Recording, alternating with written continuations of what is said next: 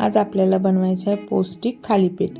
इथे बघा, तुम्ही मुलांच्या टिफिनसाठी बनवा किंवा नाश्त्याला बनवा किंवा डिनरसाठी बनवा, अतिशय पौष्टिक रेसिपी आहे। इथे घेतलेले आहे 2 कप मी बाजरीचे पीठ, 2 चमचे बेसन पीठ आणि 2 चमचे ज्वारीचे पीठ। तर आपल्याला इथे छान इथे घेतलेले आहे जिरे, लसण आणि मिरची बारीक वाटून घ्यायची आहे। नेहमी तुम्ही भाजणीचे थालीपीठ खाता, आज या पद्धतीने नक्की ट्राय करा। हळद, धनजिरा पूड, ओवा, मीठ, थोडंसं तिखट, 2 चमचे दही, इथे मेथी बारीक कट करून घेतलेली आहे, धुवून स्वच्छ, आणि थोडीशी कोथिंबीर। पीठ व्यवस्थित मिक्स करून घ्यायचं आहे। लागेल तसं पाण्याचा वापर करून आपल्याला हे पीठ मळून घ्यायचं आहे। भाजणीचं थालीपीठ तर आपण नेहमीच खातो, एकदा या पद्धतीने तुम्ही थालीपीठ नक्की ट्राय करा।